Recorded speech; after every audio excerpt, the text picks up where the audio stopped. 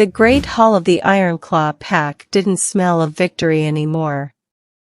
It smelled of cold stone and the bitter scent of betrayal. I stood in the center of the mosaic floor, my boots worn, my shoulders straight, while 100 warriors watched me with eyes full of pity or disgust. "You were never really my choice, Silver," Eric Verdict said. His voice was like a gavel striking wood, final and unyielding. "The elders bound us when we were children, thinking you'd grow into a queen. But look at you." He gestured to my quiet frame, my lack of scars, the books tucked under my arm. "You are a shadow. A placeholder. I need a son." Beside him, Lyra bared her teeth in a triumphant smirk. The pack didn't protest. They didn't even whisper. Their silence was the loudest rejection of all. "Leave your crest on the table," Eric commanded. "You are dismissed from my sight and my lands. We are a pack of strength, Silver. And you are nothing." I didn't cry. I didn't beg. I reached for the silver brooch at my throat, the symbol of my rank, and let it clatter onto the stone. They thought they were getting rid of weakness, but they had no idea what they were about to lose. Every second of this chronicle holds a secret that could shatter the world as you know it. Stay close, for the true revelation waits in the final breath. If you've just wandered into our territory, welcome to Bound to the Alpha. Strike the notification bell so you never lose your way in the stories that redefine power. If this journey stirs your soul, leave a mark, share the flame, and join the pack by subscribing. For 7 years, I had played the role of the harmless mate.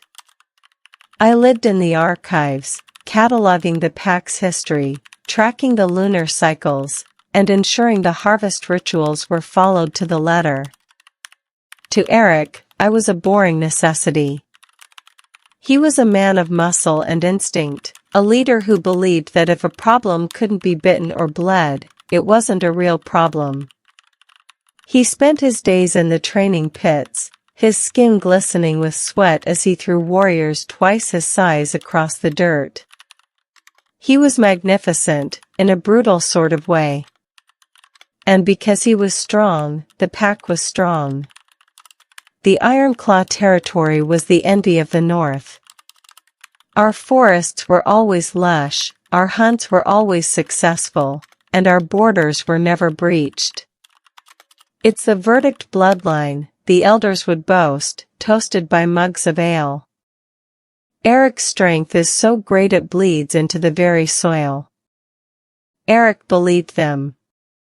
He walked with the arrogance of a man who thought he was the source of the world's gravity. He would walk past me in the library, barely glancing up from his maps. "Still reading, Silver?" he'd ask with a mocking tilt of his head. "Try not to get a paper cut.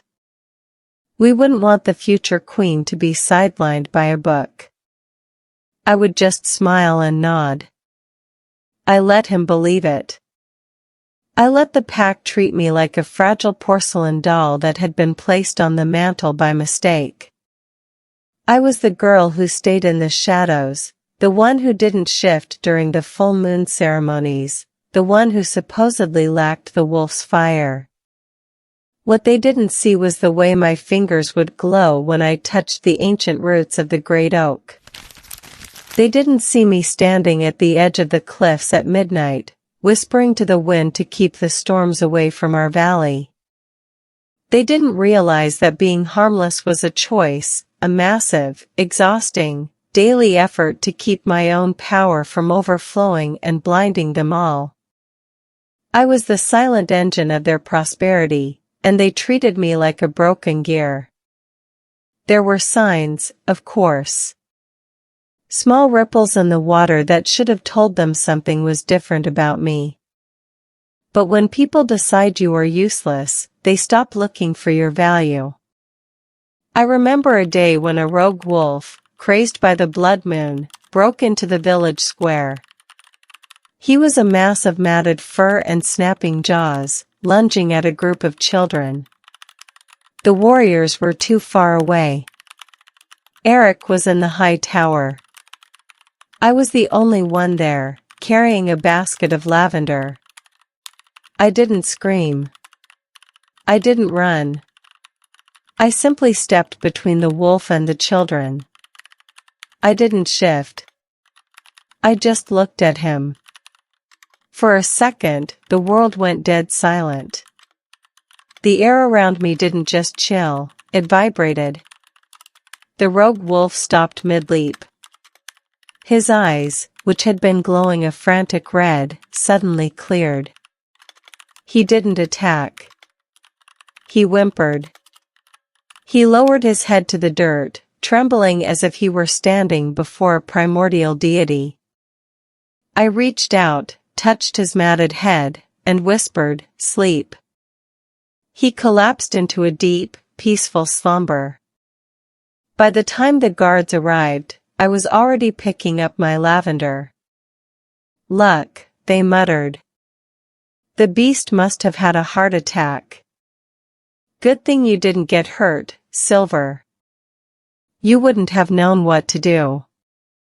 Even the land itself acted strangely. During the Great Drought 3 years ago, every other pack in the region saw their wells run dry and their livestock perish. But the Ironclaw lands remained a vibrant, emerald oasis. Eric took the credit, claiming his alpha spirit was nourishing the earth. I was the one who spent those nights with my palms pressed against the dry dirt, pouring my own vitality into the subterranean aquifers until my nose bled and my vision blurred. I was siphoning my very soul to keep their alpha spirit from looking like a failure. I was the anchor. I was the stabilizer. I was the reason the verdict strength worked at all.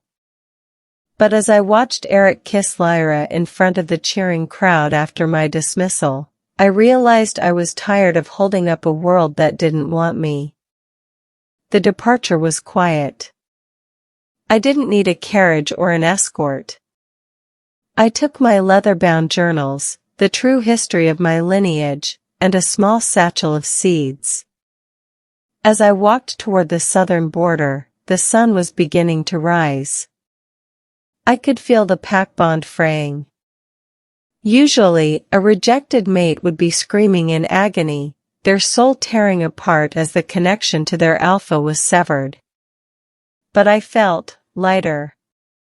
With every step away from the center of the territory, the heavy, crushing pressure in my chest began to lift.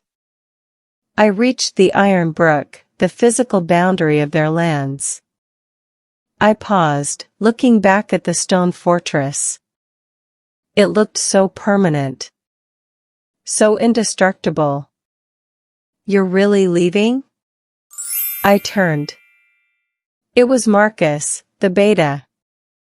He looked at me with a complicated expression, not the usual mockery, but a strange, nagging doubt. "Eric is already planning the ceremony with Lyra. He says the pack will finally reach its full potential now that the dead weight is gone."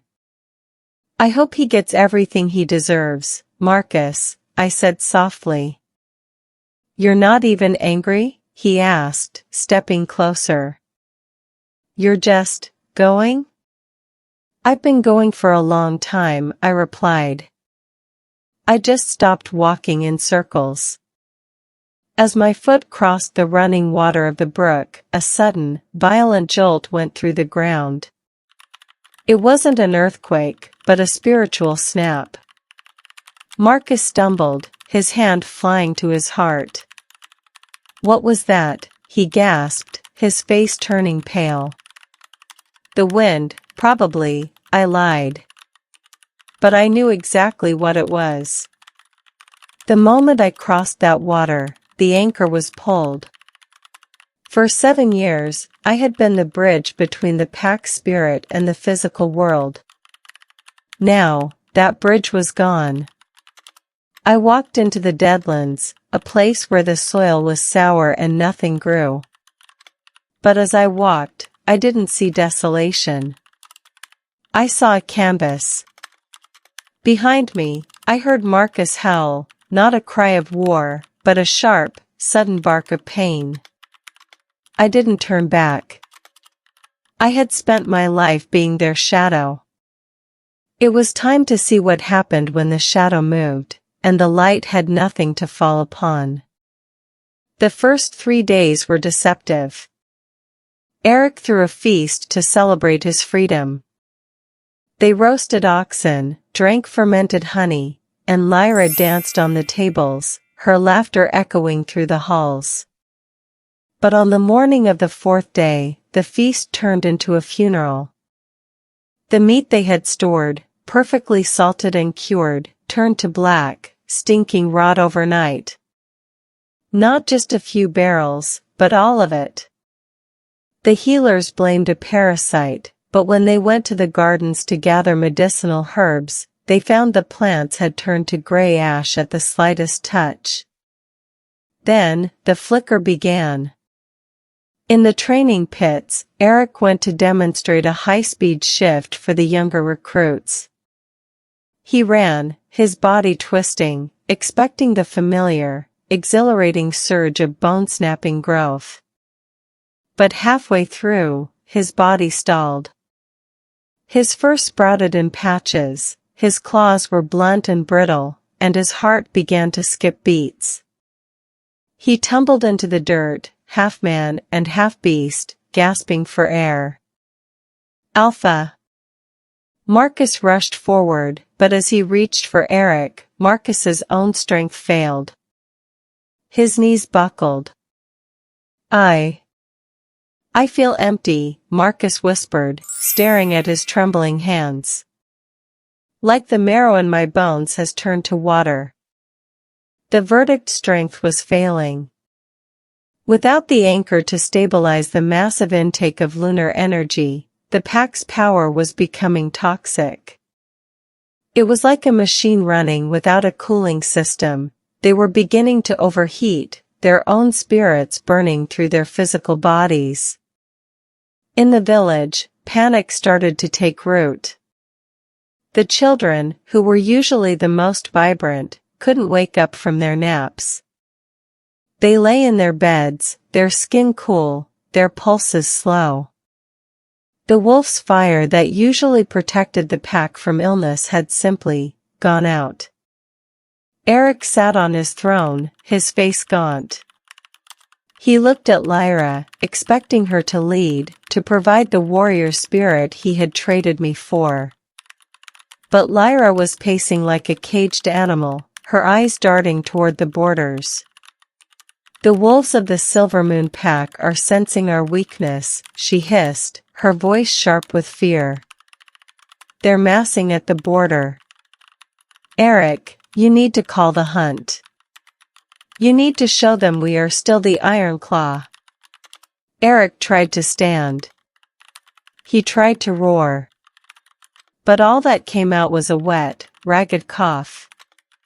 He looked at the great hall, and for the first time, he noticed the cracks appearing in the stone walls, cracks that hadn't been there a week ago. By the end of the first week, the Ironclaw territory looked like a war zone, though not a single shot had been fired. The great oak, the heart of their village, didn't just lose its leaves, it began to weep a thick, black sap that smelled like old blood. The walls of the fortress, built from ancient granite, were crumbling. Large chunks of stone fell from the parapets, crushing empty stalls in the market. It was as if the very atoms of the kingdom had forgotten how to hold on to one another. It's a curse, the people cried. They gathered in the square, demanding answers. The gods have turned their backs on us. Eric, save us. But Eric was in no position to save anyone. He was confined to his chambers, his skin a sickly, ashen gray. His regal muscles had withered in a matter of days. He looked less like an alpha and more like a man who had been starved for a decade. Marcus, the only one who seemed to be keeping his wits, burst into the room. The Silver Moon pack has crossed the brook, Eric. They're burning the outer farms. Our warriors can't shift. They're fighting with iron swords like humans, and they're being slaughtered. Lyra stood by the window, her bags already packed. This place is cursed, she whispered, her voice devoid of the bravado she'd had a week ago. I'm a warrior, Eric. I won't die in a crumbling house for a weakling king. You were my choice, Eric rasped, his eyes glassy. Then you chose wrong, she snapped, and she vanished into the shadows of the hallway. Marcus watched her go, then turned back to Eric. We've checked everything. We've offered sacrifices. We've called the mages. Nothing works. The land is dying because it's lonely, Eric. That's what the elder told me today. Lonely? Eric coughed. The elder said that for 7 years, we didn't just have an alpha. We had a living anchor. Someone who didn't just live on the land, but for it. Marcus's eyes widened as the realization finally, painfully struck him. He said the strength we all felt, your strength, the crops, the healing, it wasn't ours. It was a gift. A gift from someone who was constantly pouring her life into us so we wouldn't notice how broken we actually were. Eric's head fell back against the throne. Silver. The timing isn't a coincidence, Eric, Marcus shouted, his voice cracking with desperation. The rod started the hour she crossed the brook. The walls started cracking the moment you broke the bond. We called her a placeholder, but she was the foundation. And you threw her away. Find her, Eric whispered, a single tear tracking through the ash on his cheek. Marcus, find her before there's nothing left to save. I don't even know if she's alive, Marcus said, looking out at the bruised, purple sky. The Deadlands kill everything that enters. If she's gone, we're all ghosts already. The Deadlands were no longer dead. While the Ironclaw territory withered into ash, the gray ruins were blooming. In the week since I had arrived, the sour soil had turned sweet and dark.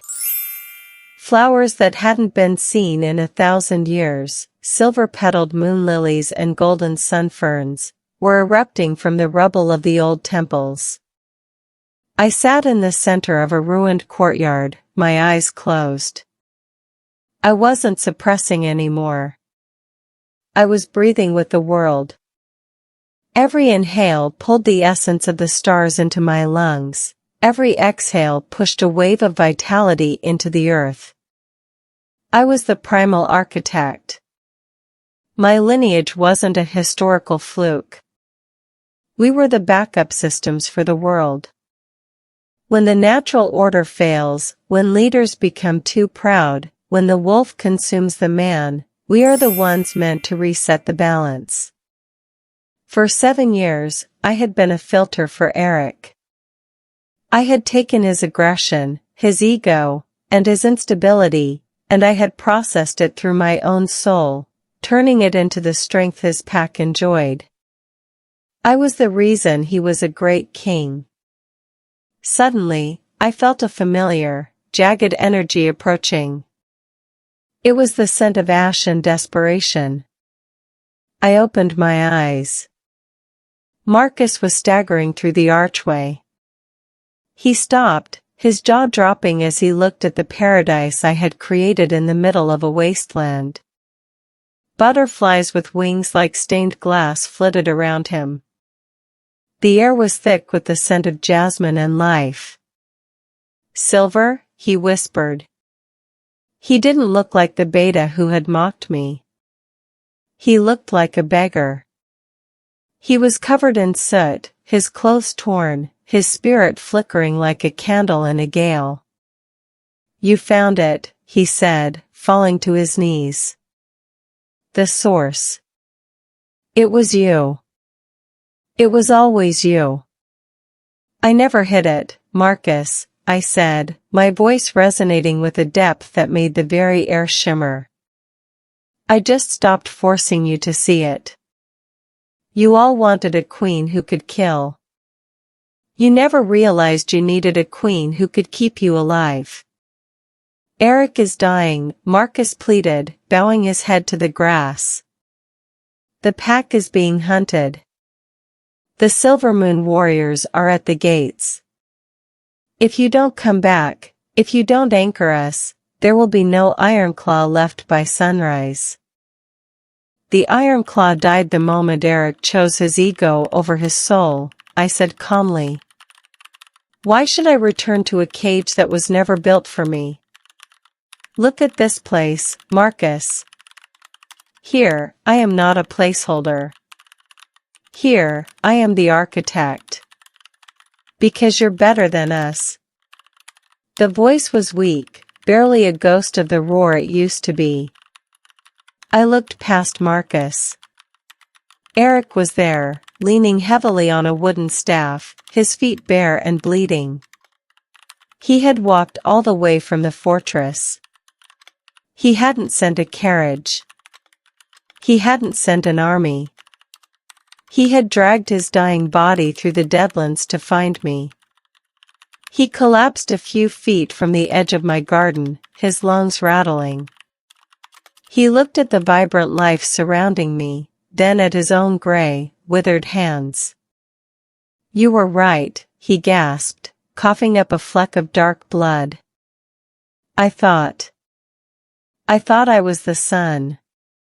I thought the world revolved around my strength. But I was just a moon, Silver.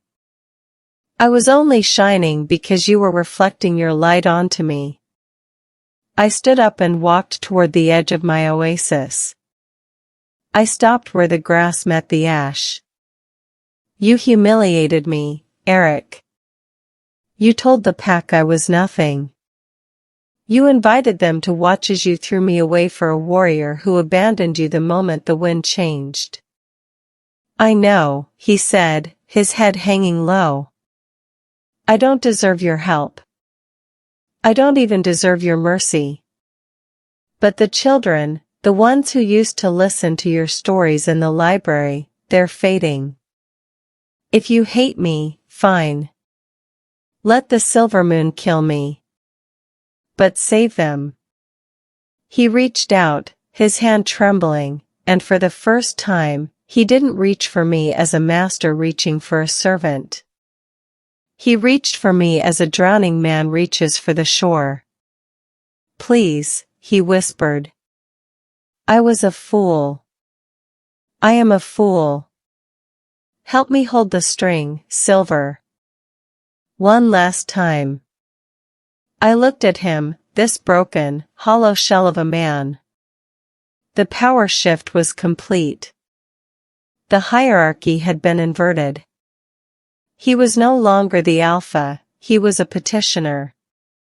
And I was no longer the outcast, I was the judge.